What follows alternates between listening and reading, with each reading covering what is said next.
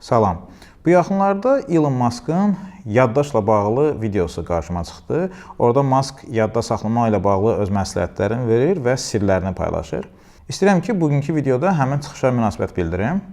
Format belə olacaq. Biz həmin videoya epizod baxacağıq və mən sonradan öz fikirlərimi bildirəcəm. Bu həm də bir öyrənmə mənbəyi olacaq. Yəni, mən fikir bildirərkən həm də öz məsləhətlərimi verəcəm. Ümumiyyətlə, bu videonun əhəmiyyəti nədir? Əvvəla, mən çox sevindim ki, Elon Musk yaddaşla bağlı öz fikirlərini bölüşdü və bu barədə danışdı. Çünki bu yaddaş texnikalarının əhəmiyyətini göstərir. Bəzən insanlar eşitmək istəyir ki, bunu Elon Musk dedi və ya hansısa bir məşhur fiqur dedi. Digər tərəfdən, Elon Musk'ın istifadə etdiyi terminlərdən görmək olar ki, o bir yaddaş təlimi alıb. Bu, həm də sənin üçün bir yaxşı xəbərdir ki, deməli, dünyanın ən güclü vizioneri belə doğuşdan güclü yaddaşa malik deyil. O da texnikalardan istifadə edir. O da təlim alıb. Digər tərəfdən Elon Musk autentik fiqurdur. Yəni ki, dünya şöhrətli sahibkardır, dünyanın ən güclü zəka sahiblərindən biri hesab olunur. Ona görə də bəzi fikirləri Elon Musk'a istinadən demək mənə də imkan verəcək ki, öz yaddaş sirlərimi və ya məlumatlarımı səninlə rahat paylaşım. There are memory tricks. Elon Musk deyir ki, yaddaş fənləri var. Yəni yaddaş texnikaları var. Bəli, belədir. Əksər insanlar, hətta tibb elminin demək olar ki, bütün nümayəndələri iddia edirlər ki, insanın yadda saxlama qabiliyyəti anadan gəlmədir. Yəni səndə nə yaddaş varsa elə odur. Bunu inkişaf etdirmək qeyri-mümkündür. Halbuki bu səhvdir. Yaddaş bir elmdir. Zəif və ya güclü yaddaş yoxdur. Təlim keçmiş yaddaş var, təlim keçməmiş yaddaş var. Məsələn, mən təlim keçmiş yaddaşam, özdə güclü təlim keçmişəm. Ola bilsin sənin yadda saxlama qabiliyyətin indi zəifdir, çünki təlim keçməmisən. Elon Musk'ın dediyi məhz budur. O deyir ki, yaddaş fənləri var. In order to remember something, you must assign meaning to it. Musk deyir ki, bir məlumatı yadda saxlamaq üçün sən ona məna qatmalısan. Mən bunu çıxışlarımda bir neçə dəfə qeyd etmişəm. Bizim həyatımıza daxil olan məlumatların əksəriyyəti bizim üçün mənasızdır. Yəqin ki, sən özün də bunu istifadə edirsən və ya kənar insanlardan eşitmisən ki, deyir, mənim yaddaşım zəifdir, amma ki, istəyəndə yadımda saxlayıram. Yəni, bir mövzu mənə maraqlıdırsa, onu yaxşı yadda saxlayıram. Bilirsən nəyə görə belədir? Çünki o mövzuda onun üçün bir mənalı nəsə var. Ya mövzu mənalıdır, ya oradakı məlumatlar maraqlıdır hansısa formada. Bir ayrı misal gətirim. Deyək ki, hansısa bir tarixi hadisədir. Urartu hökmdarı harasa hücum eləyib. Burada Urartu sözü və həmin il, hansısa ildə hücum, ümumiyyətlə həmin bütün bu proses sənin üçün mənasızdır. Onun üçün sənin yadında qalmayıb. İndi də onu oxuyan şagirdlərin yadında qalmır. Əgər sən bunu mənalı hala çevirməsən, yadında da qalmayacaq. Elə götürək yarışdakı digər məlumatları. Məsələn, rəqəmləri. Deyək ki, 326.548. Burada nə 3, nə 2, nə 6, ümumiyyətlə bu rəqəmlərin heç birinin mənim üçün mənası yoxdur. Mən məcburam ki, bu rəqəmləri mənalı bir hala və ya şəklə çevirim. Deyək ki, mənim üçün 326 Barış Mançodur. Ümumiyyətlə mən bu rəqəmi indi təsadüfən seçdim. Ona görə də gəldi Barış Mançoya düşdü. Yəni mənim üçün 326 rəqəmin normalda bir əhəmiyyəti yoxdur. Sadəcə onu elə kodlaşdırmışam ki, mənalı bir insana, mənalı bir fiqura çevrilib o mənim üçün. Deməli, yarışda 326-nı görəndə Barış Mançonu görürəm. Artıq bu məlumat mənim üçün mənalaşdı. Və ya götürək 758 rəqəmi. Bu normalda mənasız bir rəqəmdir. Amma mənim rəqəmlər sistemimdə golf çubuğudur. Elə Elon Musk'ın özü də mənim rəqəmlər sistemimdə 307 rəqəminə ehtiva edir. Amma fikir versən, bir ədəd özü özlüyündə əhəmiyyətsizmi, yəni mənasız bir şeydir. Yaxşı, burada biz nə etməliyik? Axı, həyatımıza daxil olan məlumatların əksəriyyəti mənasızdırsa, elə çıxır ki, biz bunları yaddan çıxartmalıyıq. Xeyr, əgər bir məlumat sənin üçün mənasızdırsa, sən onu mənalı hala çevirməlisən. Yəni, mən bayaq qeyd etdiyim kimi. Biz buna deyirik kodlaşdırma. Məsələn, deyək ki, sənin ədədlər kod sistemin olmalıdır. Mən bu barədə bir dəfə danışmışam, aşağıda buna bir keçid qoyacağam. Və ya hansısa bir söz sənin üçün mənasızdırsa, sən onu mənalı hala çevirməlisən. Və ya xarici dildə hansısa söz sənin üçün mənasızdırsa, sən məcbursan onu mənalı hala çevirəsən. Gələcəkdə mən bu barədə daha çox videolar hazırlayacağam. Just say like why it's relevant.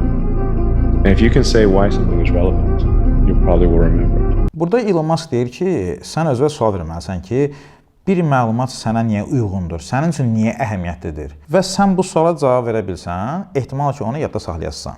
Deməli, insanlar mənə çox vaxt gəlib deyirlər ki, Orxan, bəs yaş keçdikcə yaddaşım zəifləyir. Deyirəm ki, 15 gün qabaq nə yemisən, yadındadır? Deyir, yox. Deyirəm, yaxşı, bəs uşağın doğum günü yadındadır, yəni doğulduğu gün yadındadır. Deyir, hə, olduğu kimi yadındadır. Hətta orada həkimin gəlib deməyi ki, uşaq oğlandır və s. Olduğu kimi bütün prosesləri xatırlayıram. Bəs deyirəm ki, yaş keçdikcə sənin yaddaşın zəifləsəydi, gərək 15 gün qabaq yediyin yadında qalaydı, o yaddan çıxaydı. Əslində, burada nə baş verir? Burada hadisələrin əhəmiyyəti var. Sən 15 gün qabaq yediyin əgər bir hansısa ad günü və ya tədbir deyilsə, niyə yadında qalsın? qalsın ki? Axı beyin niyə bunu sənin yadında saxlamağına imkan versin? Bunun nə əhəmiyyəti var ki? Deməli biz nə etməliyik? Bir məlumatı əhəmiyyətli hala gətirməliyik. Onsuz da həyatımıza daxil olan bəzi məlumatlar özləri əhəmiyyətlidir, amma bizim həyatımıza elə məlumatlar daxil olur ki, bizim üçün əhəmiyyətsizdir, amma onu biz yadda saxlamalıyıq. Burada bizim ən böyük dostumuz vizualizasiya bacarığıdır. Çünki Kaliforniya İnstitutunun araşdırmasına görə, əgər sən öz xəyalında hansısa bir hadisəni emosional formada təsəvvür edə bilsən və ona inansan, sənin beynin onu həqiqət kimi qəbul edir və ona inanır. Deməli, bu bizə böyük bir üstünlük verir. Yəni bir məlumat həyatımıza əhəmiyyətsiz məlumat kimi daxil olubsa, biz ona emosional formada inansaq, beynimiz onu əhəmiyyətli kimi qəbul edəcək. Ona görə də Elon Musk'ın deməyi ki, sən bir məlumatın niyə əhəmiyyətli olduğunu sualını verməlisən. Deyək ki, cavab oldu ki, əhəmiyyətsizdir. Biz yenə də vizualizasiyadan istifadə etməklə onu əhəmiyyətli hala gətirə bilərik. Your brain is basically constantly trying to forget everything as much as possible. Əla. Elon Musk deyir ki, bizim beynimiz bacardıqca məlumatları yaddan çıxartmağa çalışır. Ümumiyyətlə insanlar yadda saxlamağa çox önəm verirlər ki, bu da normaldır da. Çünki biz nəyisə yadda saxlamaq istəyirik, həm tələbə olaraq, həm peşəkar olaraq və s. Amma insanlar yadda saxlaya bilməyən də çox pis olurlar. Düşünürlər ki, bu anormal haldır. Xeyr, elə normalı budur. Bizim beynimiz məlumatları bacardıqca yadda saxlamamağa çalışır. Əgər biz bütün məlumatları yadda saxlasaydıq, beynimiz qəribə vəziyyətdə olardı. Bəs burada biz nə etməliyik? Biz beynə bir səbəb verməliyik ki, o məlumatı yadda saxlasın. Əgər bir məlumat digər məlumatlara oxşayırsa, beyin onu niyə yadda saxlasın ki? Deməli, biz beynimizə yadda saxlamaq üçün kömək etməliyik. Bu yenə bizi gətirir bayaqki məsələyə ki, yaddaş doğuşdan gələn fitri istedad kimi qəbul olunmamalıdır. Yəni yadımda qaldı ya da qalmadı kimi deyil məsələ. Sən prosesdə aktiv iştirak etməlisən və bu aktiv iştirakın düzgün olsa, yaddaş 100%lik bir elmdir. Yəni riyaziyyat qədər dəqiq bir elmdir. Because it's hard to store memories. Burada deyə bilərəm ki, Elon Musk səhvə yol verir. O qeyd edir ki, məlumatları store, yəni ki, ambarlamaq çətindir. Bu belə deyil. Biz əgər yaddaş sarayı texnikasından istifadə etsək, limitsiz sayda məlumat yadda saxlaya bilərik. Burada heç bir çətinlik də yoxdur, çox sadə bir metoddur. Burada bir sual o ola bilər ki, bəs axı mənim yaddaş saraylarım limitlidir. Bu da yanlış bir məlumatdır. Ümumiyyətlə, dünyada yaddaş elmində yaddaş sarayı ilə bağlı ən böyük yayılmış yanlışlıqlardan biridir. Hətta bəzi əvvəlki dünya çempionları da bu səhvə yol verirlər. Deyirlər ki, insanın yaddaş sarayı məhduddur. Mənim evim var, mənim studiyam var, teatr, kino və bu bir yerdə qutaracaq. Xeyr, əslində düzgün yanaşsan, sən limitsiz sayda yaddaş sarayları yarada bilərsən. Şərt deyil ki, o real saray olsun. Deməli, biz bununla artıq ona qərara gəldik ki, məlumatları ambarlamaq, yəni ingiliscə desə store eləmək problem deyil. Sən limitsiz sayda məlumat yadda saxlaya bilərsən. Yaxşı, niyə Elon Musk belə deyir? Çünki Elon Musk ehtimal ki, bir yaxşı yaddaş müəllimindən dərs alıb. Mənim təxminim odur ki, Elon Musk bir Amerikan müəllimdən, yəni yaddaş ekspertindən dərs alıb və həmin yaddaş ekspertinin ən çox fokuslandığı məsələ əlaqələndirmə metodudur. Çünki o yarışlara gəlməyib və yarışlarda iştirak etmir deyə, onun yaddaş sarayları barəsində düşüncələri də məhduddur ehtimal ki. Və ya o düşüncələr var, amma kifayət qədər zəngin deyil. Məsələn, sən öz bədənindən belə yaddaş sarayı kimi istifadə edə bilərsən. Çünki bizə bir ərazi lazımdır da, yəni onu orada yerləşdirək. Deyək ki, sən hansısa bir ölkənin paytaxtını yadda saxlamaq istəsənsə, deyək ki, başının üstünə qoya bilərsən, sonra digər ölkənin alnıva, qoluva, çiyninə və s. yerləşdirə bilərsən. Və həmin yaddaş eksperti yaddaş saraylarını belə məhdud çərçivədə gördüyü üçün ehtimal ki, onun gözündə də yaddaş sarayları dar bir sahədir. Və mən belə düşünürəm ki, Elon Musk'a da bunu öyrədəndə ona qeyd edib ki, xatirələri ambarlamaq çətindir. Yəni ki, bacardıqca sadəcə əlaqələndirməni düzgün qurmaq lazımdır. Amma əslində elə deyil. Your brain remembers things that are different. And different can mean there's a strong emotional association or it's absurd. Sure. It's unusual. But if something is not unusual, if it's just par for the course, there's nothing, then why should your brain bother remembering that? Burada Elon Musk çox gözəl bir cümlə işlədir. Deyir ki, beynimiz fərqli şeyləri yadda saxlayır. Yəni bu əslində bayaq dediklərimizə bir növ əlavə dəstəkləyici oldu və fərqli dedikdə iki elementi nəzərdə tutur. Emosional bağın olmağı və bir məlumatın absurd olmağı. Emosional bağ nədir? Yəqin ki, özün də bilirsən ki, hansısa bir hadisə bizə emosional bir təsir edəndə daha yaxşı yadımızda qalır. Məsələn, deyək ki, biz nə vaxtsa avtoqəzaya düşmüşüksə, o qəzadan bir neçə saniyə öncəsi, orada etdiyimiz söhbətlər, qəza anında baş verən xırda detallar belə bizim yadımızda qalır. Bəlkə o günü yadımızda saxlaya bilməmişik, amma bütün ətrafda olan hər şey bizim demək olar ki, yadımızdadır. Çünki həmin hadisə ilə bizim aramızda emosional bir bağ var. Bəs absurd məlumatlar hansılardır? Təsəvvür et ki, küçədə gəzirsən və orada bir insan öz itini gəzdirir. Yəni bunu bir misal kimi deyirəm. Bu normal bir haldır. Yəni bu sənin yadından çıxacaq ehtimal ki, əgər orada qeyri-adi heç nə yoxdursa. Çünki bir insanın iti gəzdirməyi normaldır. İndi əksini düşün. Təsəvvür et ki, bir it, yəni insan boyda olan bir it, bir insanı it kimi gəzdirir. Bu sənin yadından çıxar? Yəqin ki, yox.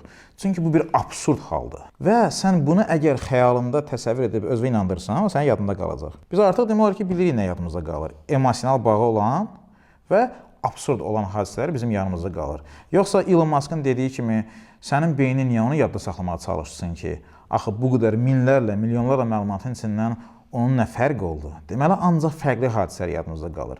Sən deyə bilərsən ki, yox, bəzən adi hadisələr də mənim yadımda qalır. O adi hadisələrdə hansısa sənin şuurlu olaraq bilmədiyin, amma beyninin bildiyi bir fərqli element də olub. Məhz ona görə sənin beynin onu yadda saxlayıb, yoxsa onu öz axarına buraxacaqdır.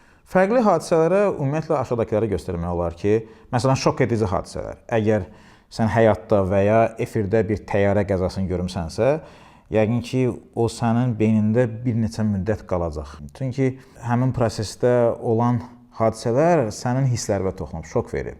Ağlamalı hadisələr, yəni bunu özün də bilirsən. Gülməli, deyək ki, mənim indiyə kimi yadımdadır ki, məktəb vaxtı mən dostumla zarafat edirdim, o birisi dostumla zarafata qoşulanda müəllim ona bir sillə vurdu. Yəni, sadə bir hərəkətdir, amma o da gülməli hadisə idi ki, o bizim hisslərimizin üzərində təsirini saxlayıb və beynimiz onun fərqli olduğunu düşünüb və yadda saxlayıb. Təbii ki, intim hadisələr bizim yadımızda qalır. Biz gün ərzində qarşı cinsdən minlərlə insan görürük, amma bizim xəyallarımızı, bizim intim düşüncələrimizi ən çox oyadan insanlar bizim yadımızda qala bilir. Həyatda bir dəfə olan və bizə təsir etmiş hadisələr də təbii ki, yadımızda qalır. Deyək ki, İlk dəfə qarşı cinsə yaxınlaşmağın. Bu yəqin ki, sənin yadında qalıb. Çünki bu hadisələr nadir hallarda baş verir.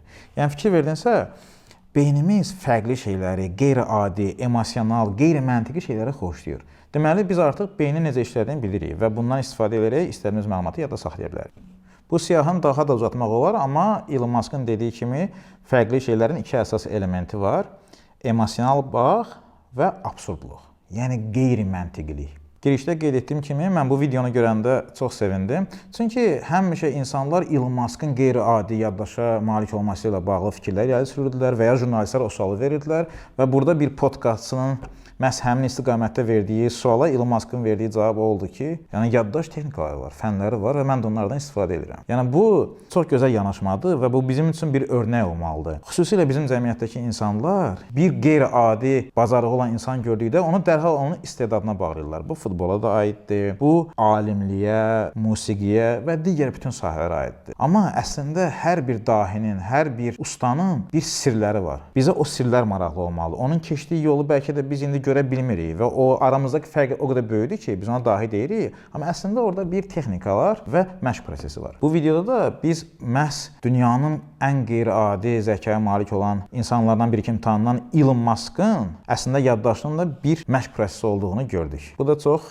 pozitiv haldır şəxsən mənim üçün. Elon Musk'ın yaddaşla bağlı, yadda saxlamaqla bağlı dediyi bütün fikirlər mükəmməldir. Əlbəttə ki, yox. Yəni onu daha da zənginləşdirmək olardı. Amma Elon Musk bu fikirləri cəmi 1-2 dəqiqə ərzində və ona gələn gözlənilməz sualın qarşılığında verib və hesab edirəm ki, olduqca zəngin bir çıxış oldu. Yəqin ki, Elon Musk'ın vaxtı çox olsaydı və ya o bu çıxışa hazırlaşsaydı, digər məsələlərə toxuna bilərdi. Məsələn, diqqət. Çünki insan əksər hallarda məlumatları ona görə yadda saxlamır ki, onun diqqəti orada olmur. Və biz eyni anda cəmi bir məlumata fokuslana bildiyimiz üçün biz onu yadda saxlaya bilmirik. Yəni diqqətin yaddaşda böyük rolu var. Müasir dövrdə hər şeyi yadda saxlamağa ehtiyac yoxdur. Texnologiyanın bizə verdiyi məlumatları biz elə texnologiyanın özündə də yadda saxlaya bilərik. Mən buna rəqəmsal yaddaş deyirəm, yəni ikinci beyin. Yəni bu fikri də çıxışa əlavə eləmək olar. Təbii ki, mən bunu bir Elon Musk'ın çıxışından ilhamlanaraq deyirəm, amma yaradıcı yaddaş elmi baxımından bu çıxış olduqca uğurlu sayıla bilər və mən də çalışdım ki, o çıxışın epizodlarına münasibət bildirərkən əlavə məlumatları verim ki, sən daha çox faydalana biləsən. Elon Musk'ın çıxışı ilə bağlı və mənim ona münasibətimlə bağlı hər hansı bir sualın varsa, aşağıda